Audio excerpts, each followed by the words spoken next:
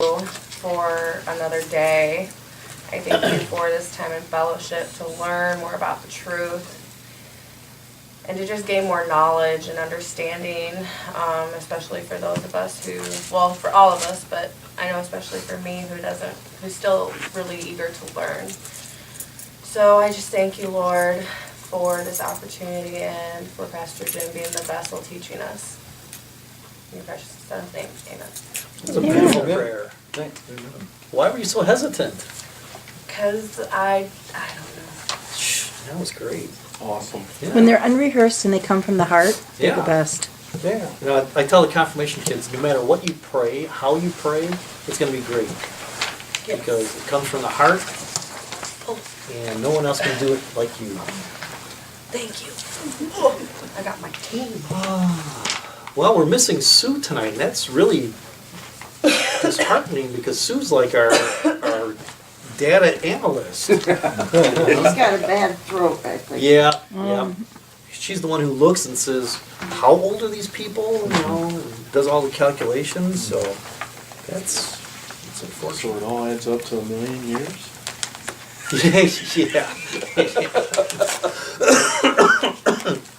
Take your cough drop. I know I am. I made him laugh, my bad. It's Shouldn't okay. have done that. So chapters 8, 9, 10, and 11. Seems like a lot, but it's not too bad. We had some leftover questions from last week. And I can't remember all of them, but one I do remember is in Genesis 7, chapter 7, verse 22, it tells us that everything on dry land that had the breath of life in its nostrils died. So everything and everybody that wasn't on the ark died. So the fish, anything in the ocean lived? The seas? Things on the ground, it said. Yeah. Breath of life. Yeah. Right, And they have gills and that. right. So they don't have breath of life. Well, I guess they have kind of a breath of life, Yeah. kind well, of, sort of. Yeah, different. But I believe the Bible said on the earth.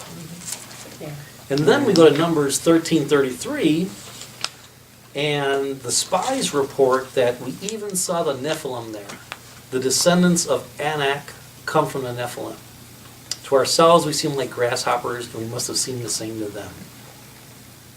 So, if everything on dry land that had the breath of life in its nostrils died, and the Nephilim were there before the flood, and they're there after the flood, how could that happen? So, there's two theories. One refers back, and both of them refer to the Bible. So I like when the proof is in the Bible, not in someone else's theory. So scholars report that in Genesis chapter 6, verse 4, the Nephilim were on the earth before and after the flood, mating with humans. So the Nephilim were there before and after. They did the same thing as they did before as they did after. Now the Nephilim, we're not quite sure what they are. We do know that they're fallen angels. They're probably not good angels, because in Matthew it says the angels in heaven don't deal with the humans. They don't procreate. So we know they're fallen angels. Since angels are spirits, they probably possessed some humans and had sex with women. So that's how the Nephilim came about. The other logic is in Numbers 13, verses 31 through 33, we know that the spies who made this report were liars. In Numbers 13, 31 through 33, it says, "But the men who had gone up with him said, 'We can't attack those people, they are stronger than we are.' And they spread among the Israelites a bad report about the land they had explored. They said, 'The land we explored devours those living in it. All the people we saw there are of great size. We saw the Nephilim there, the descendants of Anakom from the Nephilim. We seemed like grasshoppers in our own eyes, and we looked the same to them.'" So two theories. The Nephilim were there before and after the flood, having sex with women and creating more. I should say the sons of God were there before the flood and after the flood, having sex with human women, generating the Nephilim. Or in 1333, the spies that made the report were liars.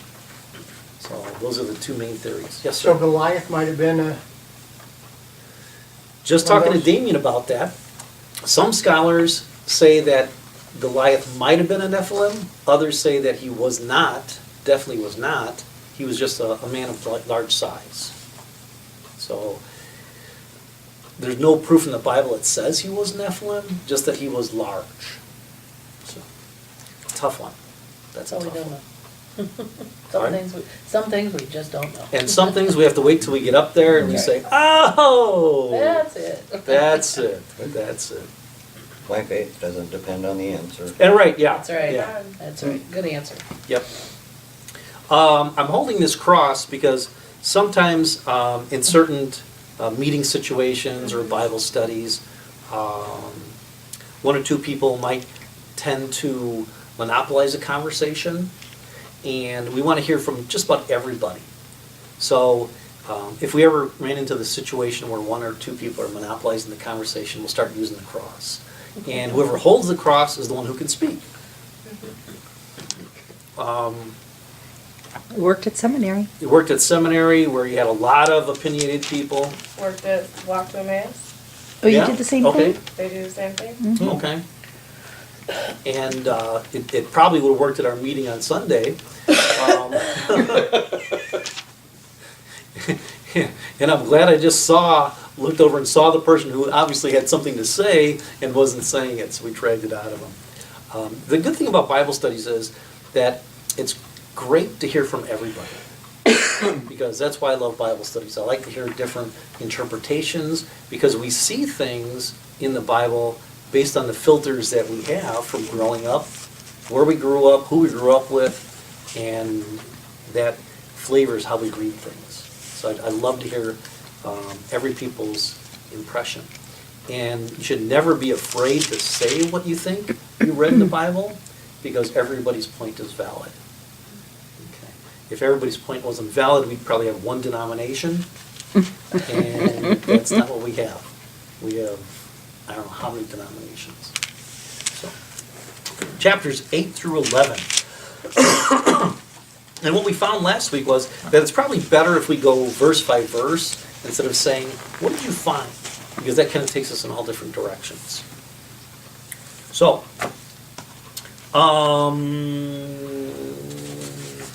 in chapter 8, I'm sorry, I got a quick. yeah, When you think of the flood, Noah's not, you think that was 40 days and 40 nights.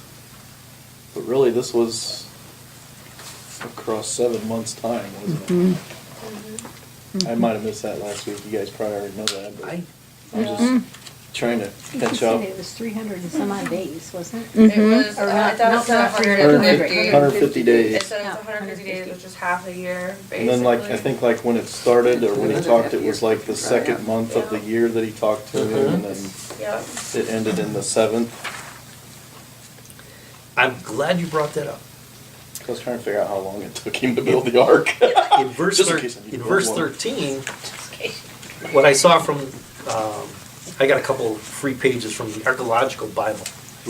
And it says that from the time that the rain started to the time Noah left the ark, so the time it started was in chapter 7, verse 11, to the date that Noah left the ark was in chapter 8, verse 14. It was somewhere between 371 and 376 days. Oh, wow. So it was over a year. So it was David over a Jeremiah year. says 370 days. Really? Yeah. Yeah. Okay. Yeah. Because we don't know what kind of calendar they were using, you know? For the example they gave was it could have been the Babylonian lunar calendar, could have been the Egyptian 365-day calendar, it could have been a Jewish calendar, but somewhere between 371 and 376. So good Is question. when the Dave. water was covered? Hmm? Because verse 24 says, and the flood waters covered the earth for 150 days. Of course, I suppose that would make sense because it didn't instantly cover the in those 370 Right. some days, it didn't instantly cover the. Then they had to wait for it to entire dry up. That was a long part. That was a long period. Yeah, it was. Yeah. He kept sending that raven out, then the dove, and Right. Amen. it took a long time. Yeah. That's a It good took cheat sheet. 150 days It to gives dry all the up. different days in the Right. verse and stuff. Yeah, well, I mean, it does, yeah, because it says at the Oh, end yeah. of the 150 Oh, days, that's cool. the water had gone Flood down. count, that's cool.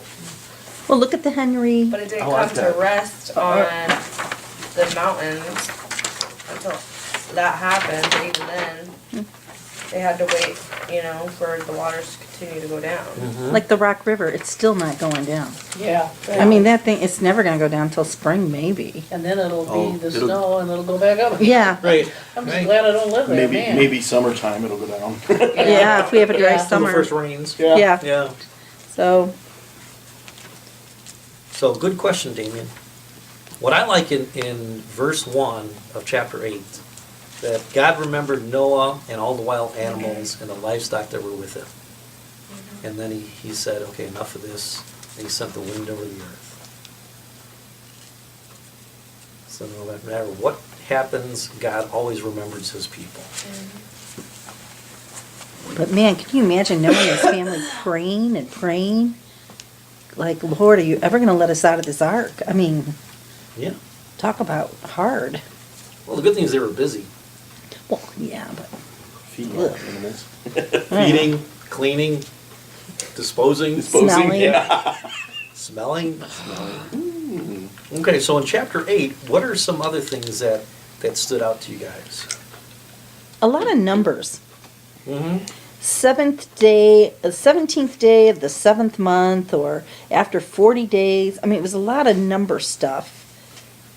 You know, Noah was 600 and first year. Noah's 600 in first year. I mean, I just highlighted all the numbers. It was incredible. What? So why did God make sure that we took such specific notes and wrote down all these dates, all these numbers? Why would he do that? Mhm. Well, why do we keep track of numbers and dates? Well, I guess for future, let people know. For future, maybe for verification, Yeah. so we can track things. I have to give you the sheet from 2 weeks ago about the different flood stories, because there's not just one. Around the world, each nation, each group of people has a flood story, which I found interesting. So it's not just the Hebrews or the Babylonians or Oh, yeah, the people in yeah. the area that have a flood story. The Hawaiians have one, the Alaskans. Here you go, Damien. There you go. Oh, you got another one. I'd like to have a copy of There you that. go. Oh, sure, okay. Yeah. You want me copies? Well, I have them in my office, in my binder. Yeah. Okay. We can get it later, yeah. Okay, so, yeah, the Bible's always very specific, so we can tie it to other things. And so we can pin the dates. So when they find the ark, they can do their timing, and we'll see some proof there. That'd be cool if that really is the ark. Yeah. If it was given the name and they still can't find it, it's kind Yeah. of interesting. Or supposedly the Russians found it years back, but found it in Iraq, supposed to be in Turkey. Yep, yep. And we'll talk about that in a little bit. About where Mount Ararat is. So what else popped up in chapter 8? Well, I like how he sent out the dove 3 different times. I mean, I always knew from the, Bible stories my grandma read me as a child about that, and even watching Noah in the Ark when I was a child. But I guess it didn't, it would always say that, it came back with the olive branch, but I didn't realize that he had sent it out 3 different times. You know what I'm saying? So that was pretty awesome for me to find out. Yeah, I like what, at the end of the chapter that there's promise that we'll always have seasons and we'll always Right. have day and night. Mhm. So things are pretty regulated. And always Always. what God And means And always. never again will I curse the ground because Yep. of humans. Yeah, that's, Even though What does your every- verse 21 say in your Bible? Verse 21, Mm-hmm. chapter 8. Mm-hmm. It says, The Lord smelled the pleasant aroma, it says in Moses. the Lord smelled the pleasing aroma and said in his heart, never again will I curse the ground because of humans, even though every inclination of the human heart is evil from childhood, and never again will I destroy all living creatures as I have done. Okay, he's saying, never again will I destroy as he has done. And then, so you read a little further down in my Bible, it says, I will never destroy it in a flood. So he specifies that it would not in a flood. So in this area, it says he'll never do it again. Ever? By any means? Now let's see. Is that what he's saying? That's what it says. I don't think so. no, he's saying he won't destroy it by flood. He doesn't Mhm. But it promise not doesn't to say destroy it by flood. earthquake Mine or doesn't fire say or who flood. knows It what doesn't else. say flood. And the last line says, never again will I Never again destroy all destroy living all living creatures as I have done. Yep. But now on 9/11, if you go look further in 9/11, he says he'll never do it by flood. But this particular verse Yes. says he won't do it Okay. by Yeah, any no matter means. what, right. But in So I don't know. chapter, that's his, that's God talking in chapter 8. Yeah. But we don't really get to the covenant until chapter 9, verse 9, 11. And Yeah. that's his promise. That in chapter 9, he specifies Right, flood, but exactly. he does not specify flood Right, here. Right. So the thing we rely on is his covenant. So one of the handouts I gave you guys was, and we're not going to read this tonight. This is for your take home. 10 things you should know about the biblical covenants. And number 6 is about the covenant with Noah.